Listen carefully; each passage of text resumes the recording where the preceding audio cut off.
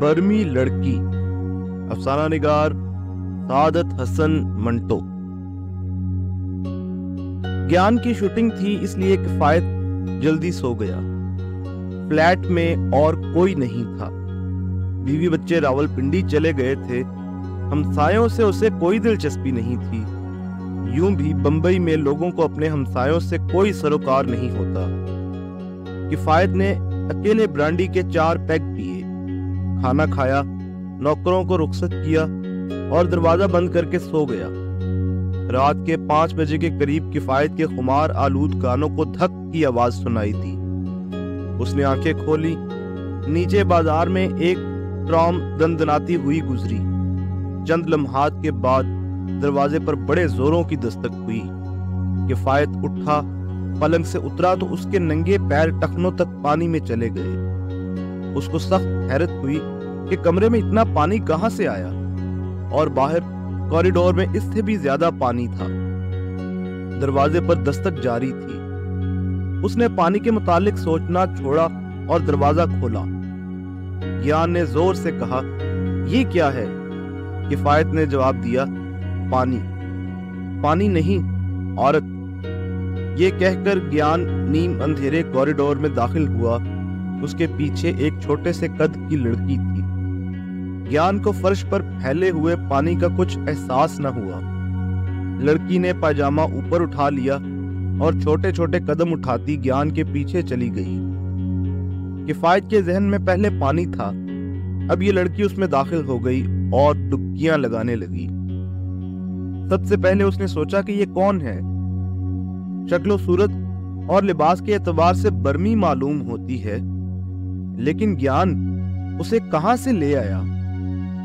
ज्ञान अंदर कमरे में जाकर कपड़े तब्दील किए बगैर पलंग पर लेटा और लेटते ही सो गया।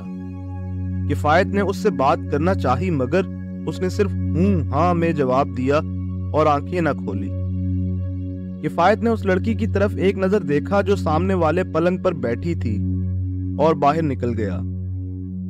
बावर्ची खाने में जाकर उसे मालूम हुआ कि रबड़ का वो पाइप जो रात को बड़ा ड्रम भरा करता था बाहर निकला हुआ है। 3 बजे जब नल में पानी आया तो उसने तमाम कमरे सैराब कर दिए। तीनों नौकर बाहर गली में सो रहे थे। किफायत ने उनको जगा दिया और पानी खारिज करने के काम पर लगा दिया। वो खुद भी उनके साथ शरीक था। सब चुल्लुओं से पानी उठाते थे और बाल्टियों में डालते जाते थे। उस बर्मी लड़की ने जब उनको ये काम करते देखा तो झटपट सैंडल उतारकर उनका हाथ बटाने लगी। उसके छोटे छोटे गोरे हाथ उंगलियों के नाखून बढ़ाए हुए और सुर्खी लगे नहीं थे। छोटे छोटे कटे हुए बाल थे जिनमें हल्की हल्की लहरें थीं। मुर्दार मौजा का मगर खुला रेशमी पाजामा पहने थी। उस पर स्याह रंग का रेशमी कुर्ता था जिसमें उसकी छोटी छोटी छातियां छुपी हुई थीं। जब उसने उन लोगों का हाथ बटाना शुरू किया तो किफायत ने उसे मना किया, आप तकलीफ न कीजिए, ये काम हो जाएगा। उसने कोई जवाब न दिया। छोटे छोटे सुर्खी लगे होंठों से मुस्कुराई और काम में लगी रही। आधे घंटे के अंदर अंदर तीनों कमरों से पानी निकल गया। किफायत ने सोचा, चलो ये भी अच्छा हुआ, इसी बहाने सारा घर धुलकर साफ हो गया। वो बर्मी लड़की हाथ धोने के लिए गुस्ल खाने में चली गई। किफायत कमर सीधी करने के लिए बिस्तर पर लेटा। नींद पूरी नहीं हुई थी, सो गया। तकरीबन 9 बजे वो जागा और जागते ही उसे सबसे पहले पानी का ख्याल आया। फिर उसने बर्मी लड़की के मुतालिक सोचा जो ज्ञान के साथ आई थी। कहीं ख्वाब तो नहीं था, लेकिन ये सामने ज्ञान सो रहा है और फर्श भी धुला हुआ है। किफायत ने गौर से ज्ञान की तरफ देखा। वो पतलून कोट बल्कि जूते समेत औंधा सो रहा था। किफायत ने उसको जगाया। उसने एक आंख खोली और पूछा, क्या है? ये लड़की कौन है? ज्ञान एकदम चौंका। लड़की कहाँ है? फिर फौरन ही चित लेट गया। ओह, बकवास ना करो, ठीक है। किफायत ने उसे फिर जगाने की कोशिश की, मगर वो खामोश सोया रहा। उसको 9:30 बजे अपने काम पर जाना था। उसने जल्दी जल्दी गुस्ल किया, शेव भी गुस्ल खाने के अंदर ही कर लिया। बाहर निकलकर ड्राइंग रूम में गया तो उसको मेज सजी हुई नजर आई। सुबह नाश्ता आम तौर पर किफायत के यहाँ मुख्तसर सी चीजें हुआ करती थीं। 2 उबले हुए अंडे, 2 टोस्ट, मक्खन और चाय। मगर आज मेज रंगीन थी। उसने गौर से देखा, छिले हुए अंडे अजीबोगरीब अंदाज में कटे हुए थे कि फूल मालूम होते थे। सलाद था, बड़े खूबसूरत तरीके से प्लेट में सजा हुआ। तोसों पर भी मीनाकारी की हुई थी। किफायत चकरा गया। बावर्ची खाने में गया तो वो बर्मी लड़की चौकी पर बैठी सामने अंगीठी रखे कुछ कह रही थी। 3 नौकर उसके इर्द गिर्द थे और हंस हंस कर उससे बातें कर रहे थे। किफायत को देखकर वो उठ खड़े हुए। बर्मी लड़की ने आंखें घुमाकर उसकी तरफ देखा और मुस्कुरा दी। किफायत ने उससे बात करना चाही, लेकिन वो कैसे करता, उससे क्या कहता, वो उसको जानता तक नहीं था। उसने अपने एक नौकर से सिर्फ इतना पूछा, ये नाश्ता आज किसने तैयार किया है बशीर? बशीर ने उस बर्मी लड़की की तरफ इशारा किया, बाई जी ने। वक्त बहुत कम था। किफायत ने जल्दी बांका सजीला नाश्ता किया और कपड़े पहनकर अपने दफ्तर रवाना हो गया। शाम को वापस आया तो वो बर्मी लड़की उसके स्लीपिंग सूट का इकलौता पाजामा पहने अपना कुर्ता इस्त्री कर रही थी। किफायत पीछे हट गया क्योंकि वो सिर्फ पजामा पहने थी। आ जाइए। लहजा बड़ा साफ सुथरा था। किफायत ने सोचा कि बर्मी लड़की की बजाय शायद कोई और बोला है। जब वो अंदर गया तो उस लड़की ने छोटे छोटे होंठों पर मुस्कुराहट पैदा करके उसको सलाम किया। किफायत की मौजूदगी में उसने कोई हिजाब महसूस न किया। बड़े सुकून से वो अपना स्याह कुर्ता इस्त्री करती रही। किफायत ने देखा उसकी छोटी छोटी गोल छातियों के दरमियानी हिस्से में इस्त्री के गर्मी के बायस पसीने की नन्ही नन्ही बूंदें जमा हो गई हैं। किफायत ने ज्ञान के बारे में पूछने के लिए बशीर को आवाज देना चाही, मगर रुक गया। उसने मुनासिब ख्याल ना किया क्योंकि वो लड़की आधी नंगी थी। उसने हैट उतार कर एक तरफ रखा। थोड़ी देर इस नीम उरियानी को देखा मगर कोई हेजान महसूस न किया। लड़की का बदन बेदाग था। जिल्द निहायत ही मुलायम थी, इतनी मुलायम के निगाहें फिसल फिसल जाती थीं। कुर्ता इस्त्री हो गया तो उसने स्विच ऑफ किया। एक कुर्ता और भी था, सफेद बोस्की का, जो तय किया हुआ इस्त्री शुदा पायजामे पर रखा। उसने ये सब कपड़े उठाए और किफायत से मुखातिब हुई, मैं नहाने चली हूं। ये कहकर वो चली गई। किफायत टोपी उतार कर सर खुजलाने लगा। कौन है ये? उसके दिमाग में बड़ी खुदबुद हो रही थी। जब वो उस लड़की के मुतालिक सोचता, सारा वाकया उसके सामने आ जाता। रात को उसका उठना, पानी ही पानी, उसका दरवाजा खोलना और कहना पानी, और ज्ञान का ये जवाब देना पानी नहीं औरत, और एक नन्ही सी गुड़िया का छम से अंदर आ जाना। किफायत ने दिल में कहा, हटाओ जी, ज्ञान आएगा तो सब कुछ मालूम हो जाएगा। लौंडिया है दिलचस्प, इतनी छोटी है कि जी चाहता है कि आदमी जेब में रखे। चलो ब्रांडी पिए।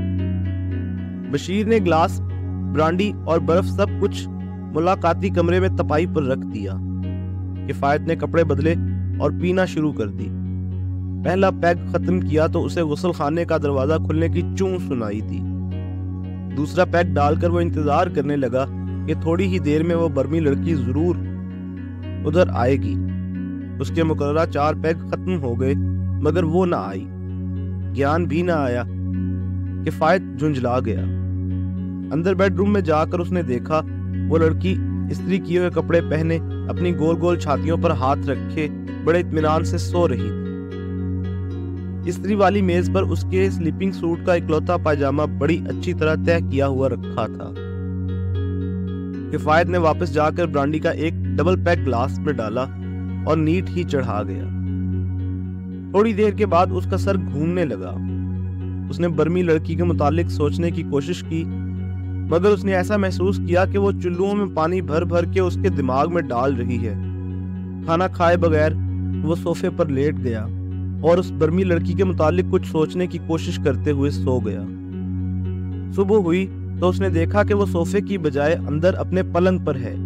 उसने हाफजे पर जोर दिया, मैं रात कब यहाँ आया? क्या मैंने खाना खाया था? किफायत को कोई जवाब न मिला। सामने वाला पलंग खाली था। उसने जोर से बशीर को आवाज दी। वो भागा अंदर आया। किफायत ने उससे पूछा, ज्ञान साहब कहाँ हैं? बशीर ने जवाब दिया, रात को नहीं आए। क्यों? मालूम नहीं साहब। वो बाई जी कहाँ हैं? मच्छी तल रही हैं। किफायत के दिमाग में मछलियां तली जाने लगी। उठकर बावर्ची खाने में गया तो वो चौकी पर बैठी सामने अंगीठी रखे मच्छी तल रही थी। किफायत को देखकर उसके होंठों पर एक छोटी सी मुस्कुराहट पैदा हुई। हाथ उठाकर उसने सलाम किया और अपने काम में मशगूल हो गई। किफायत ने देखा तीनों नौकर बेहद मसरूर थे और बड़ी मुस्तैदी से उस लड़की का हाथ बटा रहे थे। बशीर को कुछ दिनों की छुट्टी पर अपने वतन जाना था। कई दिनों से वो बार बार कहता था कि साहब मुझे तनख्वाह दे दीजिए, मेरे घर से कई खत आ चुके हैं। वालदा बीमार है। रात को वो उसे तनख्वाह देना भूल गया था। अब उसे याद आया तो उसने बशीर से कहा, इधर आओ बशीर, अपनी तनख्वाह ले लो, मैं कल दफ्तर से रुपए लाया था।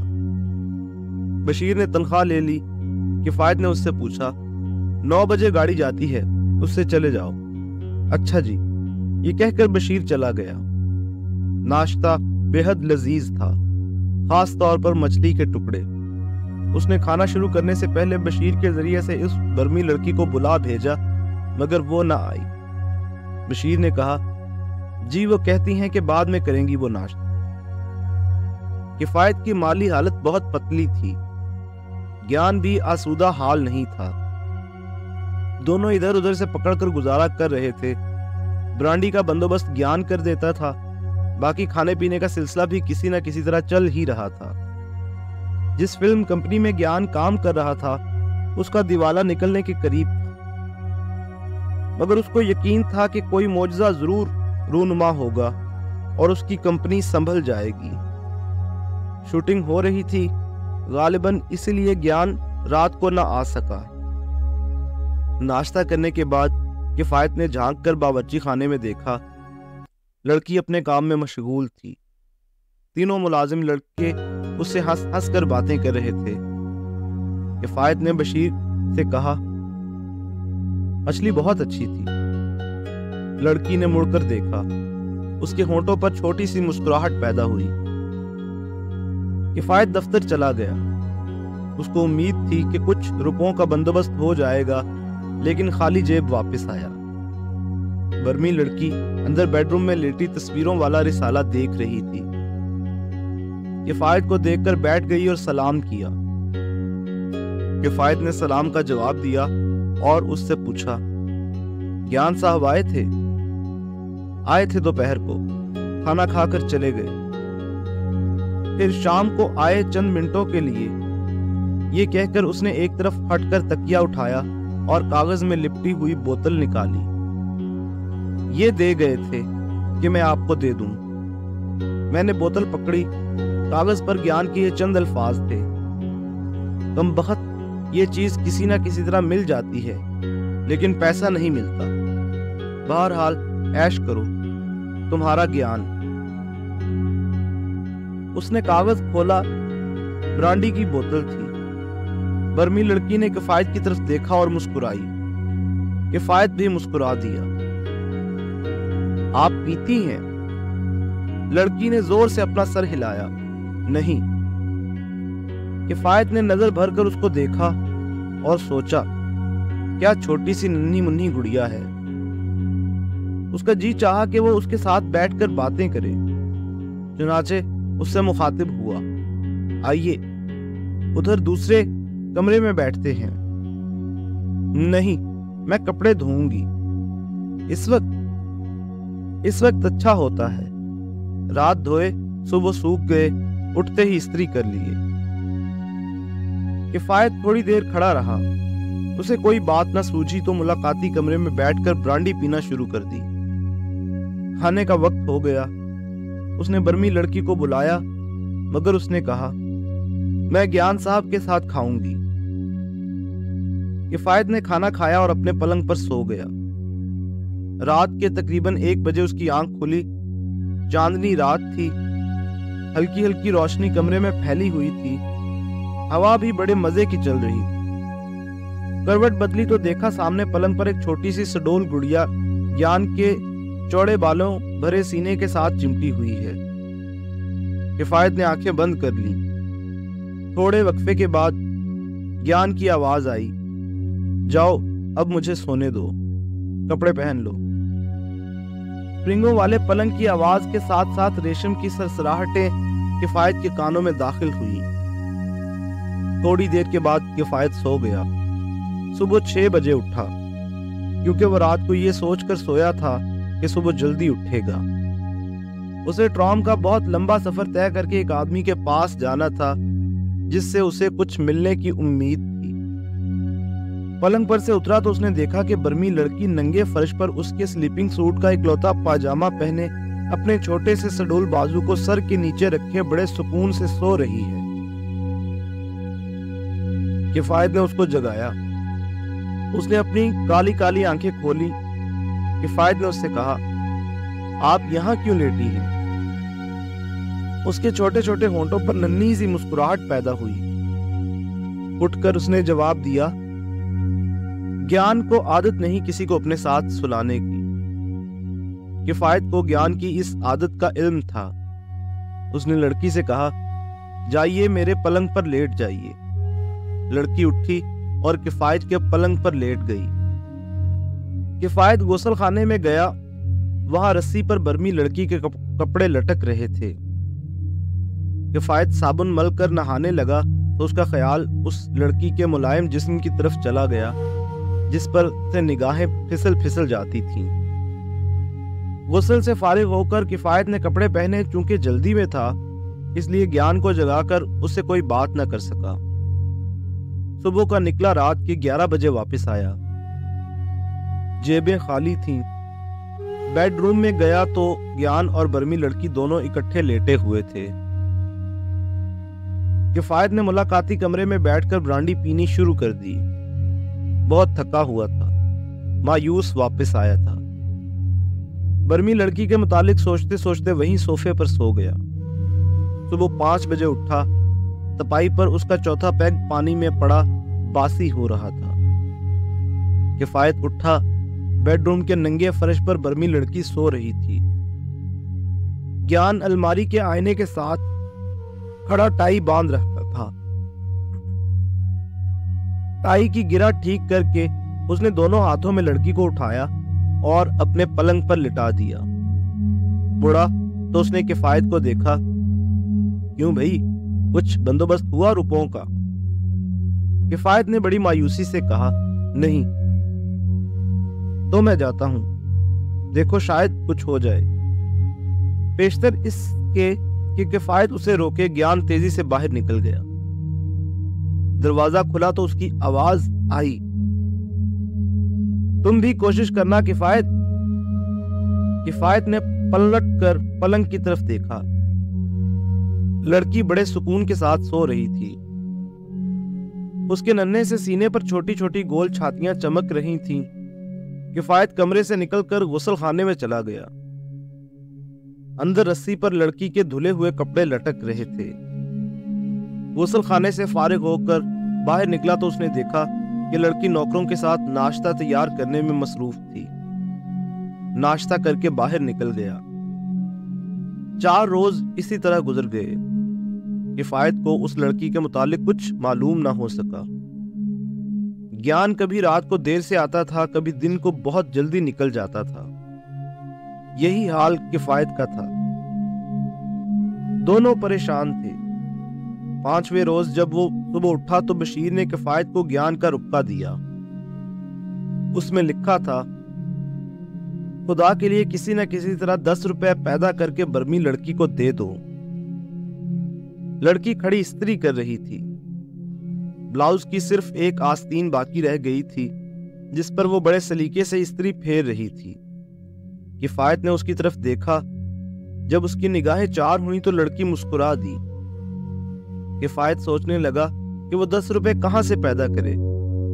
बशीर पास खड़ा था। उसने किफायत से कहा, साहब इधर आइए। किफायत ने पूछा, क्या बात है? जी कुछ कहना है। बशीर ने एक तरफ हटकर 10 रुपए का नोट निकाला और किफायत को दे दिया। मैं नहीं गया अभी तक साहब। किफायत नोट लेकर सोचने लगा। नहीं नहीं तुम रखो, लेकिन तुम गए क्यों नहीं अभी तक? साहब चला जाऊंगा कल परसों, आप रखिए ये रुपए। किफायत ने नोट जेब में डाल लिया। अच्छा मैं शाम को लौटा दूंगा तुम्हें। कपड़े वपड़े पहनकर जब बर्मी लड़की नाश्ता कर चुकी तो किफायत ने उसको 10 रुपए का नोट दिया और कहा, ज्ञान साहब ने दिया था कि आपको दे दूं। लड़की ने नोट ले लिया और बशीर को आवाज दी। बशीर आया तो उससे कहा, जाओ टैक्सी ले आओ। बशीर चला गया तो किफायत ने उससे पूछा, आप जा रही हैं? जी हाँ। ये कहकर वो उठी और बेडरूम में चली गई।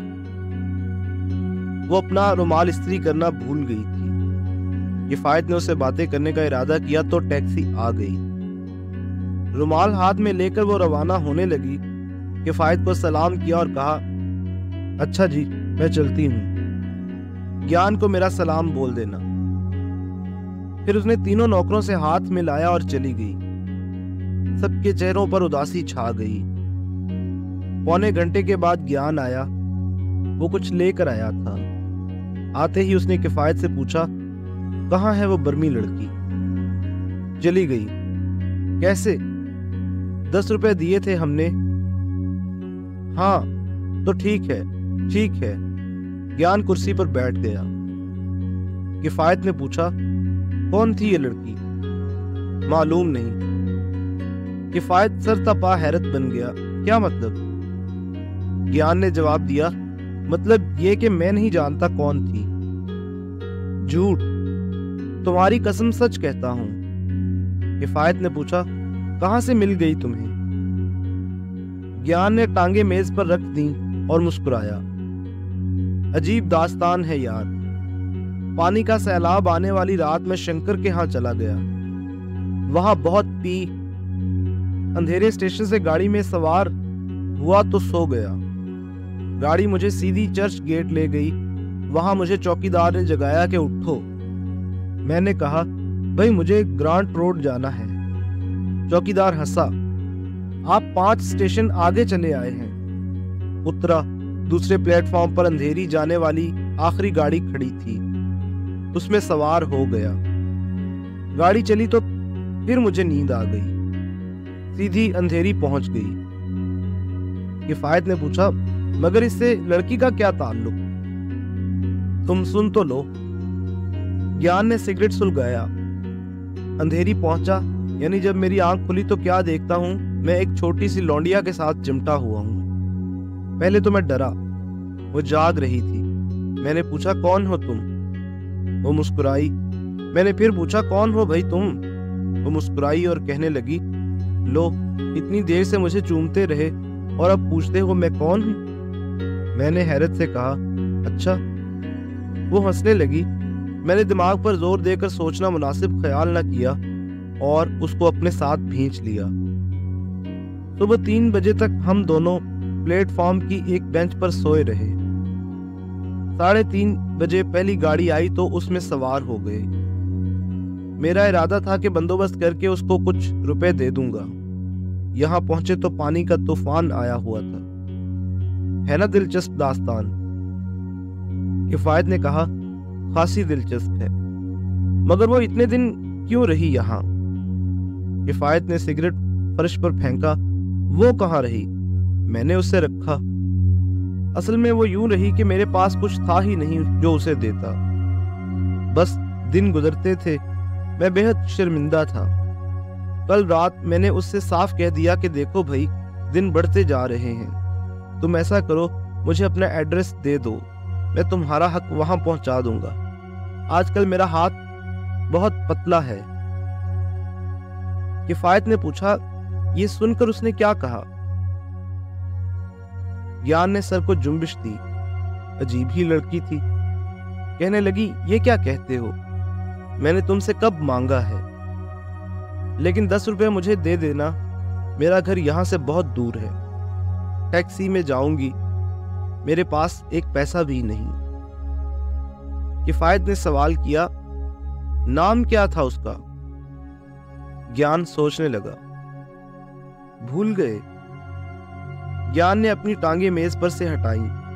नहीं यार, मैंने उससे नाम नहीं पूछा। हद हो गई, ये कहकर वो हंसने लगा।